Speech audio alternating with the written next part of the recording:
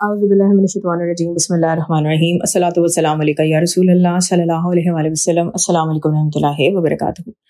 درود شریف کی پچھلی ویڈیو میں ایک احمد بھائی نے جو خادم درود کے نام سے مشہور ہیں، تو احمد بھائی نے ایک درود شریف پڑھنے کا طریقہ بتایا تھا کہ آپ نے عصر یا عشاء کی نماز کے بعد یا محمد پڑھنا ہے 1 مرتبہ صلی اللہ علیہ وسلم، اور پھر 100 مرتبہ صلی اللہ علیہ وسلم پڑھنا ہے، اور پھر آپ نے یا محمد پڑھنا ہے، پھر صلی اللہ علیہ وسلم پڑھنا ہے 100 مرتبہ، اور یہ 700 مرتبہ ٹوٹل آپ نے پڑھنا ہے اس کو، یعنی کہ 7 ٹائمز آپ نے اس کو کرنا ہے اس طریقے کو.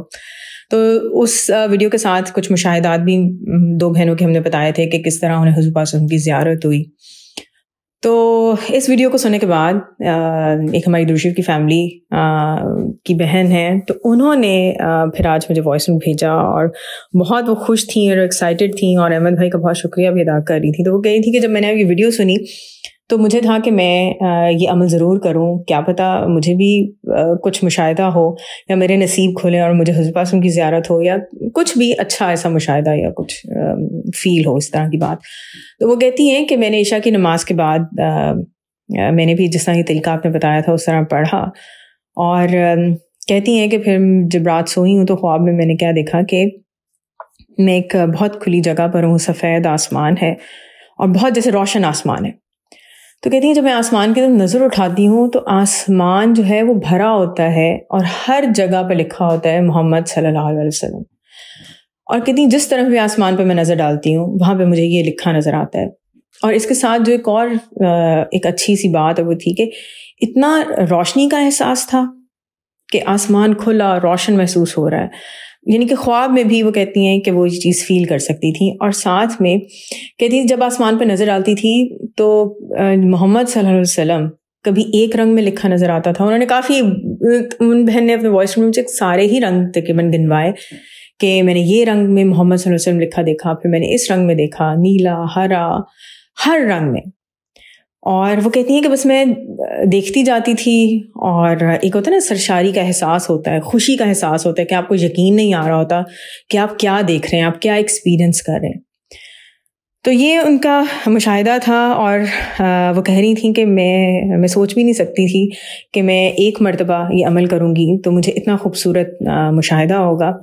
اور وہ مجھے کہہ رہی تھی کہ پلیز آپ سب لوگوں کو ضرور بتائیے گا اس مشاہدے کے بارے میں. میں نے بھی ویڈیو میں کہا تھا کہ اگر کوئی بھی لوگ جب یہ عمل کریں، درود شریف کا اس طرح پڑھیں، تو جو اپنے مشاہدے ہوں ضرور شیئر کریں تاکہ لوگوں کو ہم انکریج کر سکیں درود شریف پڑھنے کے لیے.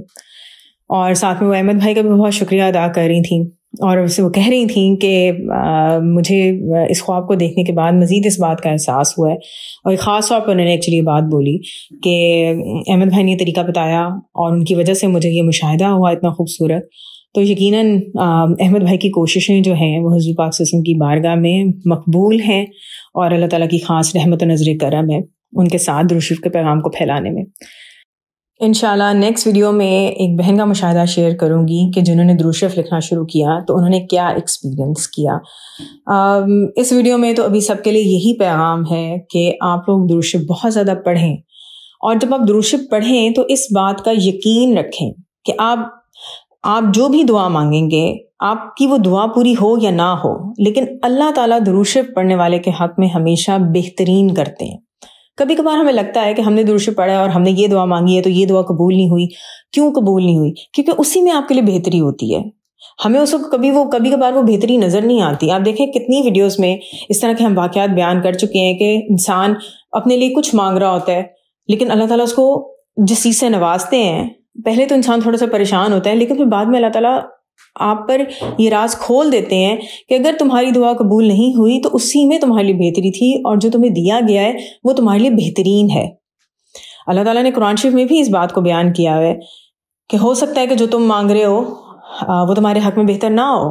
ایک ڈفرینٹ اسٹائل سے ذرا اس کو بیان کیا گیا ہے، لیکن اس کا مطلب اسی طرح نکلتا ہے. تو درود شریف پڑھنے والوں کو اس بات کا یقین رکھنا چاہیے کہ جس لمحے سے آپ درود شریف پڑھنا شروع کرتے ہیں نا، اسی لمحے سے آپ پہ رحمت، برکتیں، نیکیاں، درجات کا بلند ہونا، یہ سب چیزیں آپ کے ساتھ شامل حال کر دی جاتی ہیں. تو یہ ہو ہی نہیں سکتا کہ درود شریف پڑھنے والے کے زندگی میں کچھ بھی ایسا ہو کہ جو اس کے لیے غلط ہو یا جو اس کی آخرت کو خراب رکھے. آپ کی جو دعائیں قبول ہی ہوتی تو ہر دعا کے بدلے میں اللہ تعالیٰ نے کہا ہوا ہے کہ آپ کو آخرت میں کئی گنا اجر دیا جائے گا. تو درود شریف پڑھیں، بہت ڈھیر سارا درود شریف پڑھیں، کثرت سے پڑھیں.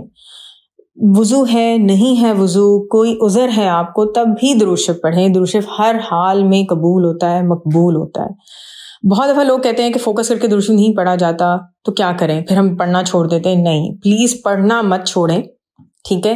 میرے پاس ہر دوسرے دن ایسے واقعات یا لوگوں کی باتیں خود وہ بتا رہے ہوتے ہیں کہ جس میں وہ کہتے ہیں کہ ہم چلتے پھرتے درود شریف پڑھ رہے ہوتے ہیں، ہم کام کر رہے ہوتے ہیں، ہم تب درود شریف پڑھ رہے ہوتے ہیں، اور وہ ان کے پاس اس کے علاوہ ٹائم ہی نہیں ہے. کتنی عورتیں جو گھر میں کام کر رہی ہیں، سارا دن کوکنگ میں لگی ہوئی ہیں، بچوں کے ڈائپرز چینج کر رہی ہیں، یا جو بھی وہ گھر کے کام میں مصروف ہے، ٹھیک ہے، ان کو ٹائم نہیں مل رہا کہ وہ بیٹھ کر فوکس کر کے درود شریف پڑھ سکیں. اور وہ اسی طرح چلتے پھرتے درود شریف پڑھ رہے ہیں یہ سب لوگ، اور ان کی زندگیوں میں معجزات ہو رہے ہیں.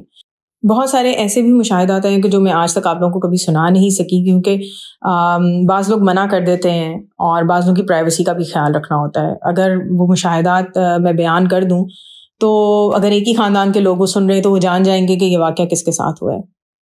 ان شارٹ یہ کہنا چاہتی ہوں کہ درود شریف پڑھیں، ڈھیر سارا درود شریف پڑھیں.